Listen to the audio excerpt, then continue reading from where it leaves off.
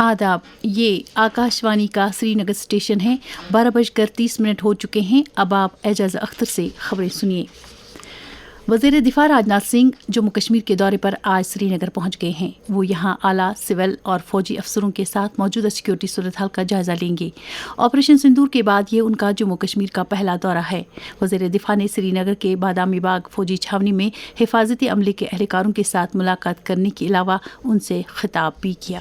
स्वर्गीय अटल बिहारी वाजपेयी जी के सामने इसी पाकिस्तान ने इस्लामाबाद में डिक्लेरेशन किया था कि अब उनकी धरती से आतंकवाद एक्सपोर्ट नहीं किया जाएगा, मगर पाकिस्तान ने भारत को धोखा दिया है, पाकिस्तान ने भारत को छला है और आज भी वह धोखा दे रहा है। इसका खामियाजा अब उसको भारी कीमत करके भुगतना पड़ा है और यह कीमत यदि आतंकवादी वारदातें चलती रही तो लगातार यह बढ़ने ही वाली है।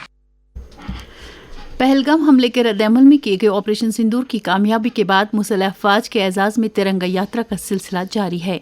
बीजेपी की तरफ से शुरू की गई इस 11 रोज़ा मुहिम का मकसद तमाम खत्तों और तबकों में कौमी इफ्तिखार और इत्तेहाद को फ़रोग देना है। श्रीनगर में भी आज बीजेपी के अहतमाम से शेर कश्मीर पार्क से घंटाघर लाल चौक तक एक तिरंगा रैली निकाली गई, जिसमें पार्टी के सैकड़ों कारकुनों ने शिरकत की। इस मौके पर मुल्क और मुसल्लह अफवाज के हक में नारेबाजी की गई। हमारे नुमाइंदे शेख तजम्मुल ने खबर दी है कि इस रैली की क़यादत सीनियर बीजेपी लीडर और जम्मू कश्मीर वक्फ बोर्ड की चेयरपर्सन डॉक्टर दरख्शां अंद्राबी ने की। अनंतनाग जिले में भी इस वक्त एक बड़ी तिरंगा रैली निकाली जा रही है। हमारे नुमाइंदे तसद्दुक रशीद ने खबर दी है कि इस रैली का इनकाद senior BJP leader Sofi Yusuf की क़यादत में किया गया है। जम्मू शहर में भी आज एक तिरंगा यात्रा का एहतमाम है। ये यात्रा शाम 5 बजे शहर के इंदिरा चौक से विक्रम चौक तक निकाली जाएगी, जिसका एहतमाम सिविल सोसाइटी जम्मू ने किया है। लद्दाख के लेह शहर में भी बीजेपी के हामियों ने एक तिरंगा रैली निकाली, जिस दौरान फौज और मुल्क के हक में ज़बरदस्त नारेबाजी की गई। पुलवामा जिले के त्राल इलाके में फोर्सेज और मिलिटेंटों के माबैन झड़प जारी है। तफसीलात के मुताबिक ये तसादुम आराई अवंतीपोरा पुलिस जिले के तहत आने वाले नादर त्राल में चल रही है। इस सिलसिले में मजीद तफसीलात का इंतजार है। वज़ीर आला उमर अब्दुल्ला ने कहा है कि सरहदी तनाव और कशीदगी का जो खमियाजा इन इलाकों के मकामी लोगों को उठाना पड़ता है, वो ज़ाती तौर पर इससे काफ़ी रंजीदा हो रहे हैं। उड़ी के सलामाबाद, लगामा, बंदी और घेंगल जैसे इलाकों का दौरा करके उन्होंने सरहदी शैलिंग से मुतासरा कुंबों को बहबूदी और बहाली का यकीन दिलाया। उमर अब्दुल्ला ने कहा कि 2005 के ज़लज़ले से लेकर सरहदी शैलिंग तक इन लोगों को काफ़ी कुछ सहना पड़ा है, लेकिन इसके बाद भी जिस हिम्मत का मुजाहरा करके ये लोग फिर अपने पाँव पर खड़ा होते हैं, वो काबिल सताइश है। सेहत और तिबी तालीम की वज़ीर सकीना आयतू ने कहा है कि मौजूदा हुकूमत पूरे जम्मू कश्मीर में तिबी बुनियादी ढांचे को मुस्तहकम करने के लिए कारबंद है। ट्रामा अस्पताल बिजबिहाड़ा में एक नव कायम शुदा आयुष और वेलनेस सेंटर का इफ्तिताह करते हुए उन्होंने कहा कि गुज़श्ता 7 महीनों के रिपोर्ट कार्ड से ये साफ जाहिर तो होता है कि जम्मू कश्मीर में इंतज़ामी अमल पटरी पर वापस लौट आया है।